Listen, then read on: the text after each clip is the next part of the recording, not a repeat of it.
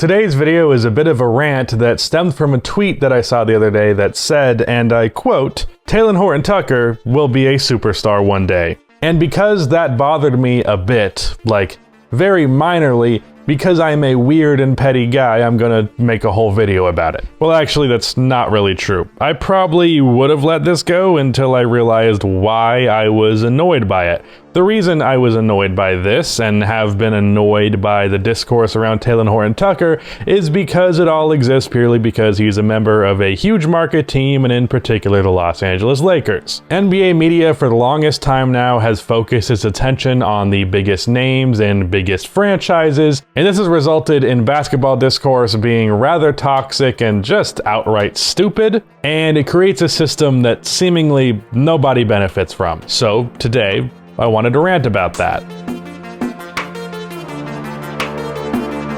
Real quick before this video continues on, I am trying to hit 200k subscribers on this channel by the end of the year, so your subscription would be much appreciated. I am trying to hit that milestone, so join the channel. I almost said the family, but that's like the cringiest shit a YouTuber could ever say, so excuse me for that. Also drop a like on this video. There is a reason that YouTubers ask you to drop likes. It drastically affects the video performance, so if you could do me a solid, it'd be much appreciated. Anyways, on with the video. Let's just quickly talk about Talen Horton-Tucker, the player who inspired this video. By all accounts, Talen is a solid NBA player who has some serious upside, being that he is 20, soon to be 21. His finishing at the rim is extremely good. He is both good at finishing strong and having finesse with how he finishes. He's got good handle, and his playmaking has been off and on. Sometimes he's a complete black hole. In fact, I'd say most of the time he's that. But he also had 4 double-digit assist games last year, including 2 back-to-back 10-assist games in May where LeBron didn't play, so he was pretty much the only guy who could dribble. But on the negative side of things, he can't shoot from 3 like at all. He shot 28% from 3 last year. Now, he did shoot well on around 30-ish mid-range attempts from 10 to 16 feet last year, but that's really the only positive indicator with his shooting, period. Just 30 shots. Defensively, he's pretty damn good with flashes of being really damn good. This is one of the areas where his insane 7'1" wingspan really comes into play. In many ways, Talen Horton-Tucker is bigger than his height would indicate because his wingspan, along with his weight, makes him a lot bigger than just 6'4". It is kind of similar to how Donovan Mitchell, despite being 6'1", seems like a relatively well-sized guard. That does not sound right. But he's 6'1", but he also has a 6'10" wingspan, and he's really strong. But with all of this said, I understand why Talen Horton-Tucker would generate a decent amount of hype as a prospect. He's young with some good skills and physical tools, so there's room to grow, and enough there that I'd even say projecting him as a future good starter to maybe even star is fair. Given the right opportunity, if he develops into a decent three-point shooter and his playmaking turned into more of the direction of good rather than the bad, I think he can be a 20.5 assist guy who plays good to great defense.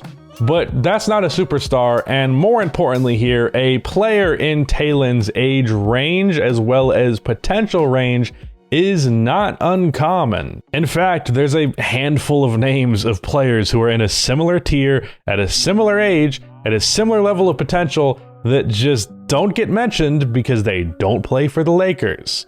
Would Talen Horton-Tucker be a borderline household name if he played for the Cavaliers? Let me ask you this. Who do you think is more well-known, Darius Garland or Talen Horton-Tucker? Who does the casual NBA fan have a higher likelihood of knowing about? I'd bet on Talen in spite of the fact that Darius is currently much better, and I expect will always be better. And Talen is not the only example of this happening within the Lakers themselves. Another one is Alex Caruso. Now, what makes this case a little bit different is just the fact that most Lakers fans never really treated Alex as though he was some budding star. They might have initially, but that died rather quickly. But because he was a Laker, he had his name pretty much everywhere as a result. Same can kind of go for Kyle Kuzma. But that brings me to my next point. Alex, rather quickly, as a result of how much Lakers fans were constantly bolstering him, became one of the most disliked players in the NBA. Not for anything that he did, wasn't his fault. It was just that people wouldn't shut the fuck up about the guy. Alex Caruso is a fine role player, a really good defender who is a capable shooter and playmaker, deserving of the contract the Bulls gave him, and I look forward to seeing him suit up for my team. But good lord, is he really just not that interesting? He's a fine player. Now move on. And yet, the guy was talked about all the fucking time. But this anger and this contempt that is coming from me is exactly what fuels the other side, because in response to how oversaturated the discussion around this player is, there's a hate mob in the opposite direction. I had to defend the contract that the Bulls gave to Alex Caruso back when that was news, because people were acting like the guy was a scrub when in fact a role player of his caliber is worth about $8 million a year. Why do you think I had to have this argument? Well, it's because there were dumb people who acted like Alex was bad because they were annoyed at Bleacher Report's coverage of him. But pushing back against the bullshit of Bleacher Report constantly posting him just results in a different type of bullshit, just in the opposite direction. Either way, it smells. In the case of Talen, I can see this same shit happening. Lakers fans who act like he's going to be the GOAT, and people who act like he's a talentless hack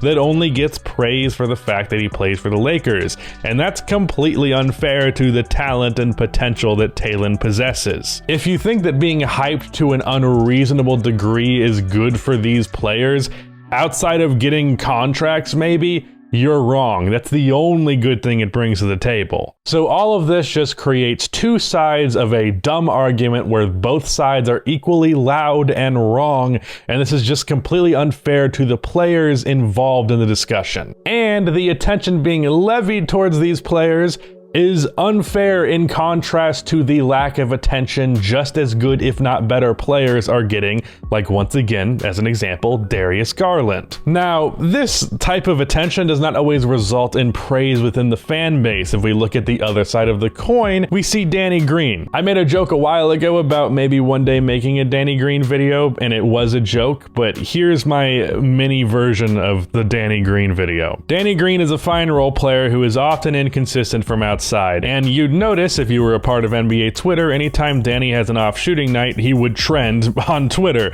And not just in the finals or whatever. A bad shooting night in a regular season game would be trending. People were ready to jump on Danny anytime he played poorly, and it got to the point of becoming a dog pile. It was so prevalent, and ironically, in the opposite direction, anytime Danny had a good game, it would be crickets. Danny Green shot 34% from three in the playoffs for the Lakers while playing great defense, and that was a fine contribution. But no, instead, there's a dog pile every time he misses a shot, and then when he misses a big one, you send death threats to him and his fiancée. Lovely. Now, as annoyed as this might make you towards the Lakers, and in particular Lakers fans, there's three important points here. First of all, the 1% of extremely garbage Lakers fans do not represent the whole, they're just the loudest minority. Two, though I'm afraid that I am framing it too much in this way in this video, especially being that they're in the title and everything and they're the only team I'm talking about, this is something that happens outside of just this team, and often happens with players like LeBron James, for example. But three, and most importantly, I think I've learned over the past whatever amount of time is enough to learn something, that it's really not that useful to criticize fan bases. It's not entirely right to not point the finger at them at all, but I think the bullshit is less their fault than we like to give it credit for. Because wagging your finger at Lakers fans is nothing short of blaming the symptom for the problem. Like, if you have a cold, your problem is not the fact that you are coughing. The problem is the cold. The cough is just a part of the problem. In this metaphor, Lakers fans and really toxic fans in general are the cough, and NBA media is the cold. The job of the media in general has become less and less reporting news and more so fanning the flames of mild controversy until that mild controversy becomes a major one, and then boom, now they have another way to sell a story for more and more clicks.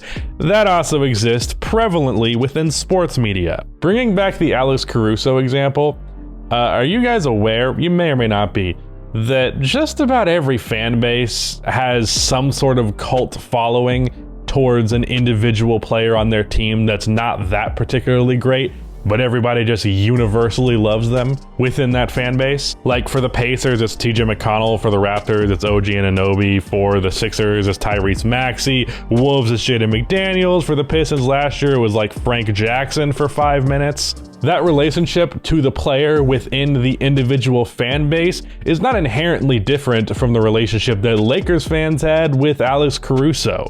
It was just a minor league cult following within the fan base because he was a cool player that they liked.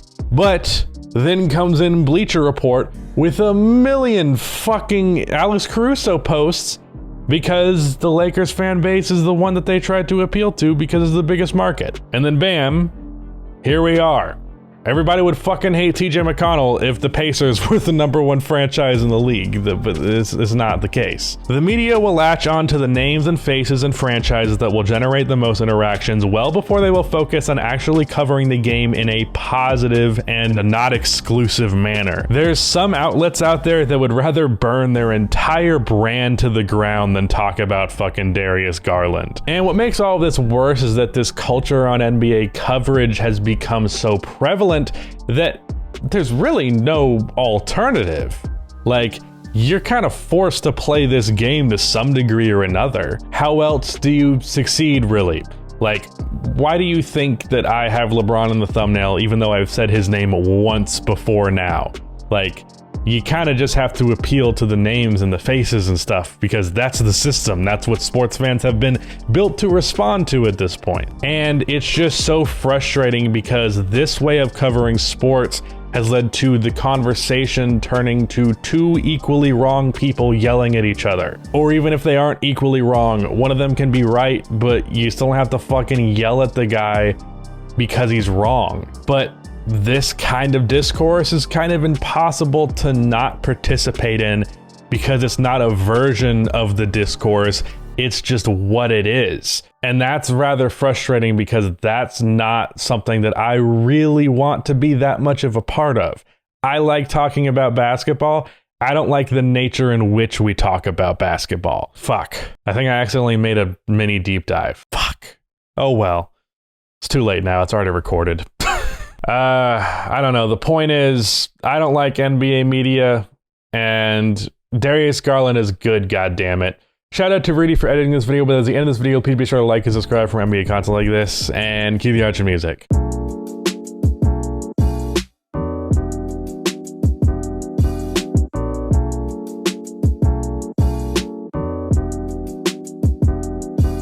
Danny Green shot 34% from three. Danny Green shot 34% from three in the playoffs versus... Fuck me.